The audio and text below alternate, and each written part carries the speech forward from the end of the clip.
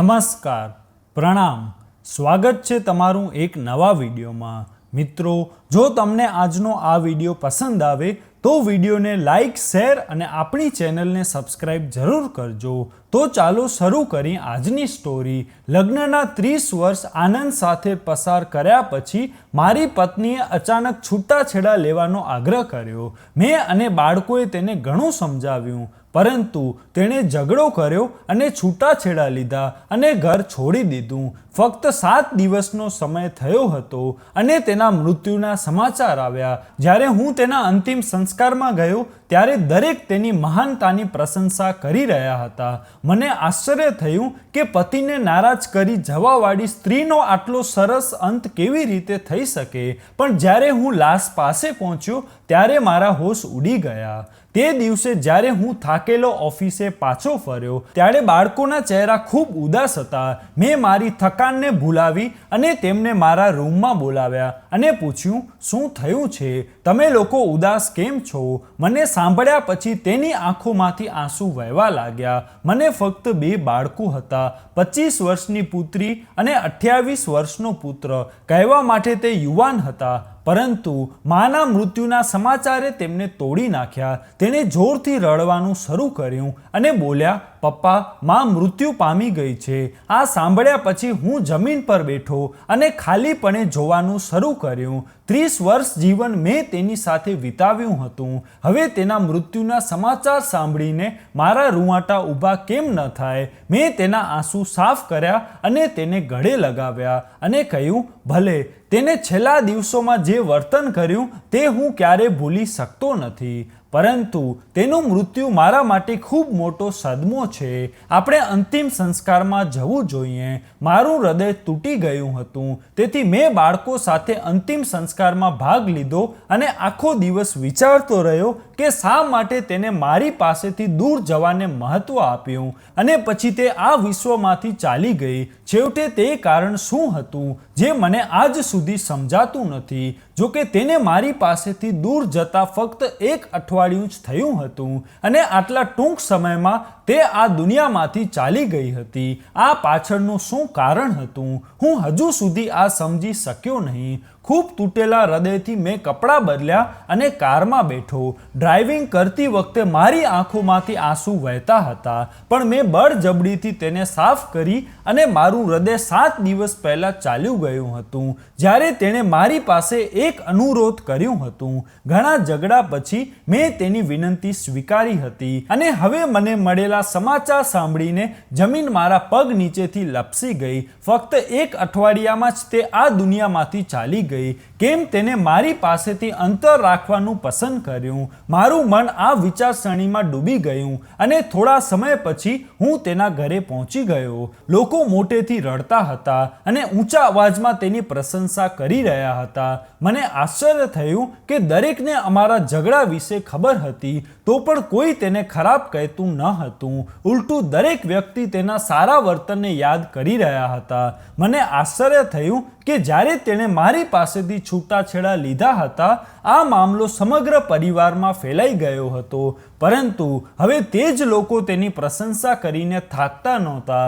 આ પ્રશ્નોના જવાબો શોધવા મેં ત્યાં પહોંચતાની સાથે તેની લાશ જોવાની ઈચ્છા વ્યક્ત કરી દીધી અને હું ત્યાં જતો હતો ત્યારે કોઈએ મને અવાજ આપીને રોક્યો અને એક વસ્તુ મારા હાથમાં મૂકી। તેને જોઈને હું આખી વાત સમજી ગયો કે તેને મારી સાથે આવું વર્તન કેમ કર્યું અને હું ત્યાં ફાટેલી આંખો સાથે વિચારવાનું શરૂ કર્યું અને મારી સત્યતા કડવી વાસ્તવિકતાથી ભરેલી હતી અને આ કડવું સત્ય મારા જીવનમાં 1 અઠવાડિયા પહેલા આવ્યું, જેણે મારું જીવન બરબાદ કર્યું। જ્યારે મને સત્ય ખબર પડી ત્યારે મારું હૃદય મોટેથી ધબકતું હતું। હું ત્યાં બેઠો અને ઘૂંટણમાં માથું છુપાવી અને બધી યાદોને યાદ કરવાનું શરૂ કર્યું। મારું નામ પ્રશાંત છે। હું મારા માતા પિતાનો મોટો પુત્ર છું। મારા પછી 3 બહેનો છે અને 1 ભાઈ। જ્યારે હું 10 વર્ષનો હતો ત્યારે માં વિધવા બની ગઈ હતી અને પિતાનો ચહેરો મને હળવો યાદ છે, કારણ કે તે સમયે એ કોઈ સમજણ નહોતી. એને તો હોશ તો ત્યારે આવ્યો જ્યારે માએ મને કહ્યું કે હવે ઘરની બધી જવાબદારી તારા ખંભા પર છે. તે સમયે ફક્ત હું 12 વર્ષનો હતો. મેં મારો અભ્યાસ છોડી દીધો અને નાના કરિયાણાની દુકાન પર કામ કરવાનું શરૂ કર્યું. સવારે 9 વાગે જતો હતો અને રાત્રે 12 વાગે આવતો. મને 1 મહિનાનો ખૂબ ઓછો પગાર મળતો હતો, પરંતુ તે મા માટે ખૂબ જ હતો. મા પણ સખ્ત મહેનત કરતી હતી. તે ઘરે ઘરે કામ કરતી હતી, પણ કેટલીક વાર કંગાલીની સમસ્યા આવી જતી. પરંતુ મેં હંમેશા ધૈર્ય રાખ્યો હતો. આ સમય પણ પસાર થયો. દિવસો વીતી ગયા. જ્યારે મારા બોસે જોયું કે હું એક પ્રામાણિક અને ઉમદા બાળક છું, ત્યારે તેણે મને તેની મોટી દુકાન પર મોકલ્યો અને પગારમાં વધારો થયો હતો. જ્યારે આ સમાચાર મેં માને કહ્યા, ત્યારે તેણે તરત જ બીજા સમાચાર સંભળાવ્યા કે મારા માલિકે પણ મારો પગાર વધારી દીધો. તેમણે કહ્યું કે હવે આપણી પાસે વધુ પૈસા આવશે તો તે તમારી બહેનોના દહેજ માટે જમા કરશે. મને માનો આ મુદ્દો પણ ગમ્યો. જોકે હું ફક્ત 15 વર્ષનો હતો, પણ પરિસ્થિતિએ મને સમય પહેલા યુવાન બનાવી દીધો હતો. મેં દિવસ અને રાત સખત મહેનત કરી અને એક બહેનનું દહેજ તૈયાર કર્યું અને તેના માટે સારો સંબંધ આવ્યો ત્યારે તેના લગ્ન કર્યા. અમારા જીવનની પ્રથમ સફળતા આ હતી. આ સમય દરમિયાન મને અભ્યાસ કરવાનું મન થયું, તેથી મેં ફરીથી મારો અભ્યાસ શરૂ કર્યો. સવારે કામ કરવા જવું અને રાત્રે અભ્યાસ કરવો. મેં મારા નાના ભાઈને પણ ભણવા માટે પ્રેરણા આપી, પણ તે નાનો હતો, પણ મેં તેના અભ્યાસ તરફ રુચિ જગાડી. 3 વર્ષના સતત મહેનત અને સંઘર્ષ પછી મેં મેટ્રિક પાસ કર્યું અને કોલેજમાં પ્રવેશ મેળવ્યો. મારા જીવનના આ સૌથી મુશ્કેલ 3 વર્ષ હતા. પછી હું વધુ મહેનત કરવા લાગ્યો અને સારા નંબરે પાસ થઈ. આ પછી મને બીજી ઓફિસમાં નોકરી મળી, જ્યાં પગાર પહેલા કરતાં વધારે હતો. હું ફરીથી સખત મહેનત કરવા લાગ્યો અને મારી બીજી બહેન માટે સારો સંબંધ આવ્યો અને ત્યારે હું તેને તેના ઘરે મોકલવા લાયક થઈ ગયો હતો.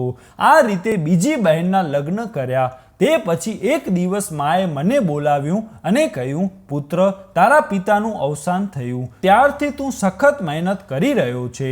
તમે બંને બહેનોના લગ્ન કર્યા છે. હવે હું તારા લગ્ન કરવા માંગુ છું. આ સાંભળીને મેં તેનો હાથ પકડ્યો અને કહ્યું, મા, પહેલાં હું મારી નાની બહેનના લગ્ન કરવા છે. શું ખબર મારા લગ્ન થાય અને તે પછી જો મારી પત્નીએ મારું હૃદય બદલી નાખ્યું તો તમે શું કરશો? આ વાત મેં હસી મજાકથી કહી હતી. માએ કહ્યું, મને મારા પુત્ર પર સંપૂર્ણ વિશ્વાસ છે. તે આવું કંઈ કરશે નહીં. હું તેમને સાંભળ્યા પછી હસ્યો. 3 વર્ષ પછી મારી નાની બહેનના પણ લગ્ન થઈ ગયા. હવે માએ કહ્યું, હવે તમે તમારી 3 જવાબદારીથી મુક્ત થયા છો. હવે હું મારી વહુ પસંદ કરીશ. તે સમયે મારી ઉંમર 27 વર્ષની હતી. પછી માએ મારા માટે એક છોકરી જોવાની શરૂઆત કરી અને આ રીતે પ્રેરણા મારા જીવનમાં આવી. તેના આગમનને કારણે મારું જીવન સંપૂર્ણપણે બદલી ગયું. હું તેને ખૂબ જ પ્રેમ કરવા લાગ્યો અને તે પણ એક એવી છોકરી હતી જે બીજાના હૃદયમાં પ્રેમ અને સ્થાન બનાવે. તે આવી. તેણે ઘરની બધી જવાબદારી સંભાળી અને માને હળવાશ કરી આપવાનું શરૂ કર્યું. પહેલા માં મારી સાથે કામ કરતી હતી, પરંતુ હવે તે ખૂબ જ વૃદ્ધ હતી, તેથી તેણે આરામને પ્રાધાન્યતા આપી. મારી પત્ની આ કિસ્સામાં મને ટેકો આપ્યો. તે શિક્ષક હતી અને બધું સારી રીતે હેન્ડલ કરવાનું જાણતી હતી. હું હળવો થઈ ઘર પ્રેરણાને સોંપી પછી કામ પર ચાલ્યો જતો. માં હવે આરામ કરતી ને મારો એક નાનો ભાઈ હતો જે તે સમયે અભ્યાસ કરતો હતો. મેં તેના અભ્યાસનો ખર્ચ ઉપાડવાનો શરૂ કર્યું. પ્રેરણા ખરેખર ધૈર્ય અને સહનશીલતાનું ઉદાહરણ હતી. તેના આવવાથી મારું જીવન સંપૂર્ણપણે બદલાઈ ગયું. લગ્નના 3 મહિના પછી અચાનક મારા પર ઓફિસમાં ભ્રષ્ટાચારનો આરોપ લાગ્યો અને મારે મારી સારી નોકરી ગુમાવવી પડી. ફરીથી હું શૂન્ય પર આવી ગયો અને તૂટીને રડી પડ્યો. પરંતુ તે મારી પત્ની હતી જેણે મારા ખંભા પર હાથ મૂક્યો અને કહ્યું કે તમારી પાસે પણ જવાબદારીઓ શેર કરવા માટે ખંભો છે ને હું સીવવાની સારી પ્રતિભા જાણું છું. અમે સાથે કમાવીશું. મેં પહેલેથી જ મારી માને આરામ આપ્યો હતો, તેથી તેમની પાસેથી મદદ માટે પૂછવું હવે યોગ્ય ન હતું. ભાઈ પણ યુવાન હતો ને અભ્યાસ કરતો હતો. આવામાં પ્રેરણાએ મને પ્રોત્સાહન આપ્યું અને મને હિંમત આપી. તે સવારે વહેલી જાગતી, ઘરના કામ કરતી અને બપોરે કપડાં સીવતી. પછી મને બીજી નોકરી મળી, પણ પગાર તે નોકરી કરતાં ઘણો ઓછો હતો. ચોક્કસ મુશ્કેલી હતી, પણ પ્રેરણાની હિંમતે મને એ લાયક બનાવ્યો કે હું મુશ્કેલ પરિસ્થિતિઓમાંથી બહાર નીકળી શકું. આ બધું લગભગ 3 વર્ષ સુધી ચાલુ રહ્યું અને અમે એ પણ ભૂલી ગયા કે ભગવાને અત્યાર સુધી અમને બાળકોના હકથી દૂર રાખ્યા છે.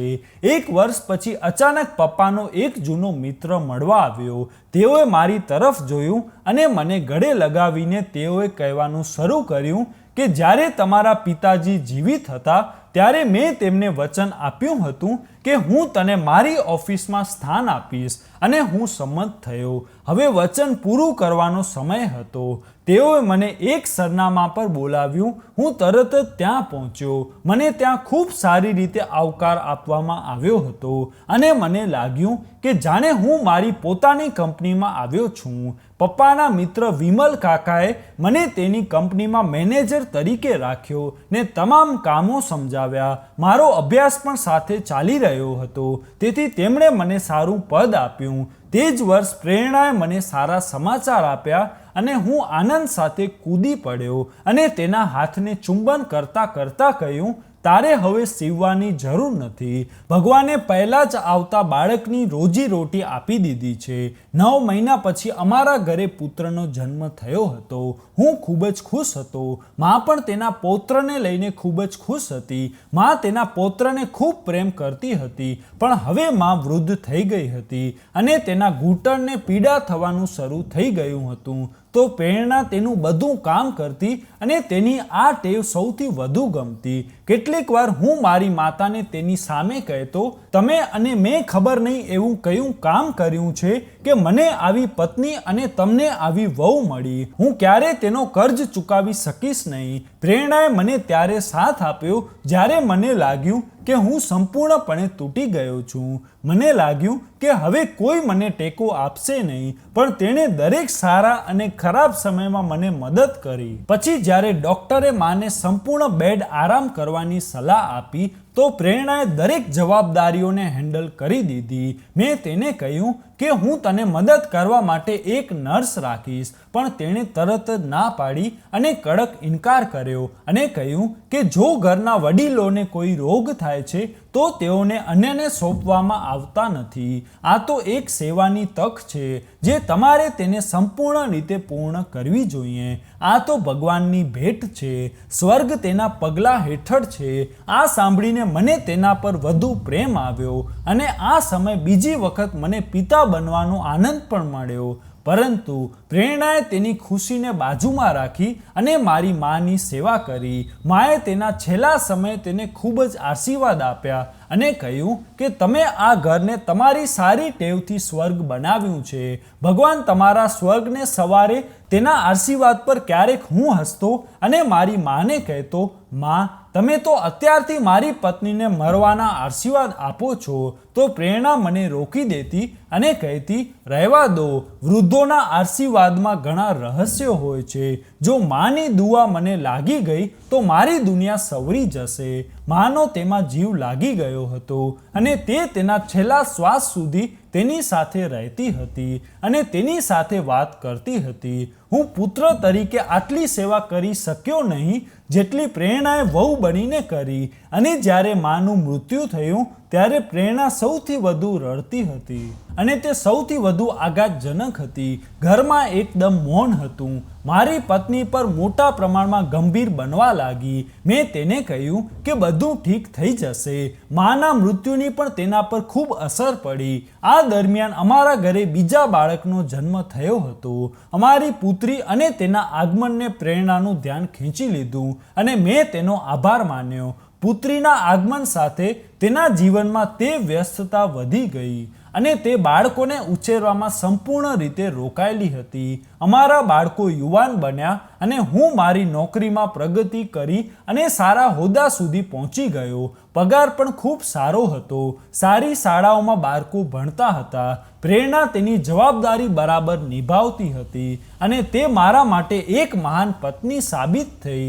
થોડા સમયમાં જોતા જોતા લગ્નના 30 વર્ષ પૂર્ણ થયા. પછી અચાનક તે ખૂબ મૌન થઈ ગઈ. અમારા લગ્નની 30મી વર્ષગાંઠની ઉજવણી પછી ટૂંક સમયમાં તે ઘણીવાર ક્યાંક ને ક્યાંક ખોવાયેલી રહેતી અને તેની આંખોમાં આંસુ હતા. બાળકોએ મને આ વિશે પણ કહ્યું. એક દિવસ હું તેના રૂમમાં ગયો અને તેને ખૂબ પ્રેમ સાથે પૂછ્યું, પ્રેરણા, વાત શું છે? આપણું જીવન એકબીજા સાથે સંકળાયેલું છે. તમારા વિના અને તમે મારા વિના જીવો તે અમારા માટે અશક્ય છે. પછી અચાનક તમે શા માટે આટલું ઉદાસી અને મૌન રહેવા માંડ્યું? તમે જાણો છો કે દરેક સભ્યને તમારી કેટલી ટેવ છે. તમારા વિના કોઈ જીવવાનું વિચારી પણ શકે નહીં. હવે તમે મને કહો, તમારી ચૂપીથી શું થશે? આખા ઘરને અસર કરશે, ખાસ કરીને આપણા બાળકો પર. તે મને સાંભળ્યા પછી થોડીક ક્ષણો માટે મને જોતી રહી. પછી તે બોલી, ફક્ત તે વિચારું છું કે હું આ ઘરમાં નહીં રહીશ તો ઘર કેવી રીતે ચાલશે? મને આ સાંભળીને આશ્ચર્ય થયું અને ક્યાંક સદમો પણ લાગ્યું કે તે આવું કેમ કહે છે. તેણે મને બસ એટલું જ કહ્યું કે સમય આવશે ત્યારે બધું ખબર પડી જશે. મને લાગ્યું કે મેં તેના પર દરેક વસ્તુની જવાબદારી મૂકી દીધી છે. તેથી મારા બાળકોની પરવાનગી લઈ મેં તેને ઉત્તરીય ક્ષેત્રમાં લઈ જવાનો એક કાર્યક્રમ બનાવ્યો. પરંતુ તેણે મારો કાર્યક્રમ સાંભળતાની સાથે જ ગુસ્સે થઈ તેણે કહેવાનું શરૂ કર્યું, તમે મારી પરવાનગી વિના કેવી રીતે નક્કી કરી શકો છો? હું તમારી સાથે ક્યાંય જતી નથી. પછી તેણે મારી પાસેથી એવી માંગ પણ કરી કે માત્ર મને જ નહીં પરંતુ મારા બાળકોને પણ આ સાંભળીને આશ્ચર્ય થયું અને બધા તેને ખાલી આંખોથી જોવાનું શરૂ કર્યું. તે અમને જોયા પછી પોતે રડવા લાગી કારણ કે તેની માંગ જ કંઈક એવી હતી. તેના ચહેરા પર નજર કરીને એ આશ્ચર્ય સાથે પૂછ્યું, તે શું કહ્યું? તો તે કહેવા લાગી, લગ્નના 30 વર્ષોમાં મેં ઘણા બલિદાન આપ્યા છે. હવે હું એક અલગ જીવન જીવવા માંગુ છું. મેં તમને જિંદગીની બધી ખુશી આપી, બધા સમયે તમને સાથ આપ્યો. એ માત્ર મારી એક છેલ્લી ઈચ્છા છે અને સમજો કે આ તમારી સાથે વિતાવેલ સમયની ભેટ છે જે હું તમારી પાસેથી લેવા માંગુ છું. હું તમારી પાસેથી છૂટાછેડા લેવા માંગુ છું. આ સાંભળીને હું ત્યાં ઊભો રહ્યો અને હેરાનગીથી તેને જોતો રહ્યો. કહ્યું, પ્રેરણા, તું હોશમાં છો? તમે શું કહો છો? તેને તેના આંસુ સાફ કર્યા અને કહ્યું, હું એકદમ હોશમાં છું. હું હવે તમારી સાથે રહી શકતી નથી. શું મારો મારા જીવનની ખુશી પર કોઈ અધિકાર નથી? પહેલાં મેં તમારા માટે, પછી તમારી માં અને પછી બાળકો માટે આખી જિંદગી વિતાવી દીધી. હવે હું મારા માટે જીવવા માંગુ છું અને આ માટે તે મહત્વનું છે કે હું તમારા બધાથી અલગ થાઉં. હું આગળ વધ્યો અને તેને ગળે લગાડી અને કહ્યું, તારી તબિયત બરાબર નથી લાગતી. હું તને દવા આપું છું. જો તું પરેશાન છો તો હું તને સંપૂર્ણપણે મદદ કરીશ, પણ તું અલગ થવાનું નામ ન લે. બાળકો હવે યુવાન છે. બાળકોને આ સમયે માતા પિતાની જરૂર છે. તું આમ કેમ વિચારી શકે છે? તો તેણે મારી પાસેથી પોતાને અલગ કરી અને કહ્યું કે જ્યારે મેં તમારા માટે આખું જીવન બલિદાન આપ્યું ત્યારે બધું સારું હતું.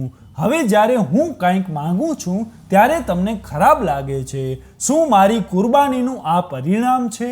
3 દિવસ સુધી તે મને ફરી આ જ વાત કરતી રહી અને મને લાગ્યું કે તે 3 દિવસ હું આગ પર ચાલ્યો છું. હું સમજી શક્યો નહીં કે તે શું ઈચ્છે છે. જ્યારે મેં તેને આનું કારણ પૂછ્યું ત્યારે તે કહેતી હતી કે કારણ મારી અને ભગવાન વચ્ચે છે. જો હું અહીં રહેવા માંગતી નથી તો પછી તમે મને કેમ દબાણ કરો છો? મેં તેને દુનિયાનો ભય બતાવ્યો, સમાજની વાતો કહી. મેં કહ્યું કે લોકો શું કહેશે? લગ્નના 30 વર્ષ પછી છૂટાછેડા માટેનું કારણ શું હોઈ શકે છે? લોકો તમારા પાત્ર પર આંગળી ઊભી કરશે. જો તમને મારી સાથે કોઈ ફરિયાદ છે તો મને કહો, હું તેને દૂર કરીશ. પરંતુ આ રીતે મારાથી અલગ થશો નહીં. મારું મગજ તેની વાતો સાંભળીને શૂન્ય હતું.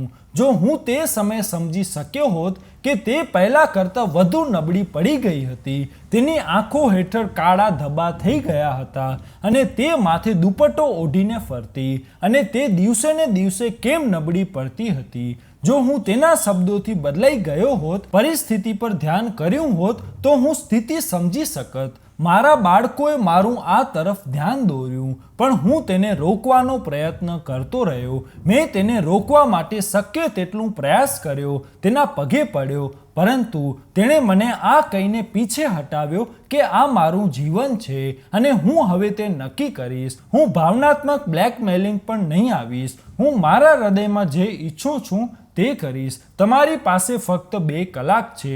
જો તમે આ 2 કલાકમાં મને છૂટાછેડા ના આપ્યા તો હું કોર્ટમાં જઈશ. આ સાંભળીને મને લાગ્યું કે જાણે કોઈએ મને મારી નાખ્યો છે.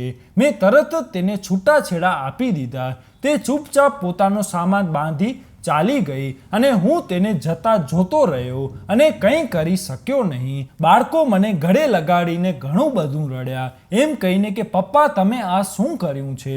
માને પોતાનાથી કેમ અલગ કરી? તમારે આવું ન કરવું જોઈએ. બાળકો ખૂબ જ પરેશાન હતા. 3 દિવસ પછી તે એના અભ્યાસમાં સામેલ થઈ ગયા.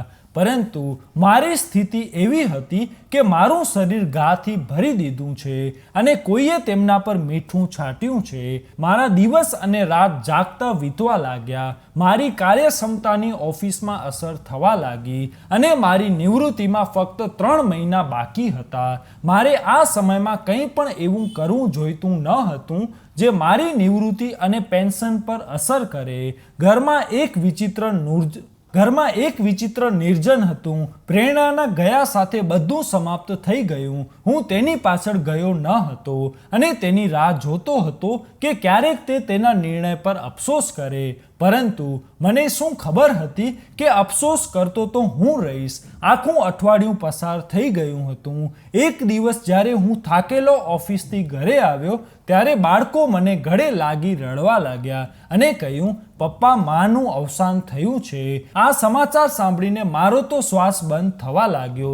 તરત જ અંતિમ સંસ્કાર તરફ દોડી ગયો. બાળકો પણ મારી સાથે હતા. જ્યારે અમે લોકો ત્યાં પહોંચ્યા, લોકો પ્રેરણાની ખૂબ પ્રશંસા કરી રહ્યા હતા. આ બધું સાંભળીને મને શંકા હતી કે આ કેવી રીતે શક્ય છે. હું તો એને ખૂબ પ્રેમ કરતો હતો. હું તેને અલગ થવાથી અફસોસ કરતો હતો. એવું લાગતું હતું કે કોઈએ મારું હૃદય બંધ કરી દીધું છે. પરંતુ મારા મગજમાં એ હતું કે પતિનો તિરસ્કાર કરતી સ્ત્રીને લોકો કેમ આટલી પ્રશંસા કરે છે. તેથી હું તેની લાશ પાસે જોવા જવા લાગ્યો તો કોઈએ મને પાછળથી બોલાવ્યું. તે તેની ભાભી હતી. તેણે તેના હાથ પાછળ એક કાગળ મારા હાથમાં આપ્યું અને જ્યારે મારી નજર પ્રેરણાના ચહેરા પર પડી ત્યારે તે પ્રકાશથી સંપૂર્ણપણે ચમકતી હતી. તેનો ચહેરો ખૂબ જ પ્રકાશિત અને શાંત દેખાતો હતો. તેથી મારું હૃદય શાંતિથી ભરાઈ ગયું હતું. જલ્દી મેં તે કાગળ ખોલ્યું અને વાંચવાનું શરૂ કર્યું. તેમાં લખાયેલું હતું, મારા પ્રિય પતિ, જીવનની કડવી વાસ્તવિકતા વિશે મને આજે ખબર પડી છે. વાસ્તવિકતા એટલી પીડાદાયક છે કે જો તમે તેનો ઇનકાર કરવા માંગતા હો તો પણ કરી શકતા નથી. ડૉક્ટરે મને એક એવી બીમારી વિશે કહ્યું છે જે વાયરસની જેમ ફેલાય છે અને માનવ શરીરને સંપૂર્ણપણે અસર કરે છે. આ રોગ દર 100માંથી કોઈ પણ એકને થાય છે અને આ કારણ તેનું આખું ઘર પણ આ રોગમાં આવી શકે છે. તેનાથી મૃત્યુ પણ થઈ શકે છે. જ્યારે મને આ રોગ વિશે ખબર પડી પછી મેં તમારી સાથે જાણી જોઈને લડવાનું શરૂ કર્યું જેથી હું મારી જાતને તમારી પાસેથી અલગ કરી શકું. હું તમને અને બાળકોના જીવનને ખૂબ પ્રેમ કરું છું. મેં તમને ક્યારેય નફરત કરી નથી કે મારા જીવનમાં કોઈ બીજો માણસ નહોતો જેના માટે મેં તમને છોડી દીધા. આ એક રોગ હતો જેને અમને અલગ કર્યા. ડૉક્ટરે કહ્યું કે સમય જતાં આ રોગ ફેલાય છે. 1 મહિનો પસાર થતાં ઘરના બાકીના લોકો પણ તેનાથી બીમાર થઈ શકે છે. આજ સુધી વિશ્વમાં આ રોગ માટે કોઈ ઉપાય નથી. આમાં માનવીની ત્વચા સળગવાનું શરૂ થાય છે, પછી તેનું માંસ સળગવાનું શરૂ કરે છે અને પછી તેમાં જંતુઓ પડી જાય છે. આ ચેપ બીજામાં પણ ફેલાય છે. આ કારણોસર મેં તમારી પાસેથી છૂટાછેડા લીધા અને સુમસામ જંગલમાં ઝૂંપડીમાં રહેવાનું શરૂ કર્યું અને તેમાં હું મરી ગઈ. મને માફ કરજો. જેટલી તકલીફ મેં તમને આપી તેનો મને અફસોસ છે, પણ મને ખબર નથી આ તકલીફ કેટલો સમય રહેશે. પરંતુ મારા હૃદયથી આશીર્વાદ છે કે ઈશ્વરે તેમનો સમય ઓછો કરે અને હું ટૂંક સમયમાં આ દુનિયાથી ચાલી જાઉં. તમારાથી દૂર થયાને આજે 3જો દિવસ છે અને હું આ પત્ર લખી રહી છું. આશા છે તમને પત્ર મળશે અને તમે મને માફ કરશો. આ પત્ર વાંચી હું મોટેથી રડવા લાગ્યો. મારો અવાજ સાંભળીને બધા લોકો ભેગા થયા અને જ્યારે તેઓએ જોયું કે હું મારી પત્નીના શરીર પર માથું રાખી રડું છું, ત્યારે તેઓ અમારા નસીબ પર અફસોસ કરતા હતા. જ્યારે મેં અમારા બાળકોને કહ્યું ત્યારે તે પણ રડવા લાગ્યા. તેઓએ કહેવાનું શરૂ કર્યું, માએ આપણા બધાના જીવને બચાવવા માટે આપણી સાથે પોતાને અલગ કરી દીધા. તેને અમને તેની સેવાનો પણ મોકો આપ્યો ન હતો અને અમારા માટે પોતાના જીવનનું બલિદાન આપ્યું હતું. જો તેણે કહ્યું હોત તો અમે તેની સારવાર કરી શકત. પછી હું સમજી ગયો કે મારી પત્ની જે મારી સાથે ગુસ્સે થઈ ગઈ હતી, ખરેખર તેણે મારા અને મારા બાળકોના જીવન પર કોઈ અસર ન પડે તે માટે આ કર્યું. આ અહેસાનના કારણે ભગવાને તેનું નામ મોહબ્બત દ્વારા યાદ કરાયેલ લોકોમાં હાજર કર્યું. હવે હું દરરોજ તેને યાદ કરું છું. તે આ દુનિયાથી ચાલી ગઈ છે, પરંતુ હું સ્વર્ગમાં તેની રાહ જોઈશ. અમે બંને સ્વર્ગના સાથી બનીશું. વિશ્વમાં 30 વર્ષ ગાળ્યા પછી તે અલગ થઈ ગઈ. આ વિચાર મારા આત્માને બેચેન બનાવે છે. હવે હું મૃત્યુની રાહ જોઈ રહ્યો છું. મેં જીવનની બધી જવાબદારીઓ પૂરી કરી દીધી છે. હવે ફક્ત મારી પત્ની પાસે જવાની રાહ જોઉં છું. એ પત્ની જેને અમારી ખાતર પોતાના જીવનનું બલિદાન આપ્યું હતું અને અમને ક્યારેય ખ્યાલ ન થવા દીધો. ભગવાન મારી પત્નીને સ્વર્ગમાં ઊંચું સ્થાન પ્રદાન કરે. તો મિત્રો, આ ભાવનાત્મક અને ગૌરવપૂર્ણ વાર્તાનો મૂળ સંદેશ છે, સાચો પ્રેમ નિસ્વાર્થ છે, જે તેના પ્રિયજનોના સારા માટે બલિદાન આપવા તૈયાર છે. કોઈના બલિદાન અને પ્રેમને સમય રહેતા સમજવું અને પ્રશંસા કરવી મહત્વપૂર્ણ છે, કારણ કે ઘણીવાર આપણે આપણા પોતાનાઓની લાગણી અને પીડાને ત્યારે સમજી શકીએ છીએ જ્યારે તે આપણી સાથે ન રહે. અને સાથે આ વાર્તા એ પણ શીખવે છે કે પ્રેમ અમર છે, તે મૃત્યુ પછી પણ જીવત રહે. તો મિત્રો, આજનો આ વિડીયો તમને કેવો લાગ્યો કોમેન્ટમાં જરૂર કહેજો. અને જો વિડીયો પસંદ આવ્યો હોય તો વિડીયોને લાઈક, શેર અને આપણી ચેનલને સબસ્ક્રાઈબ જરૂર કરજો. જય શ્રી કૃષ્ણ.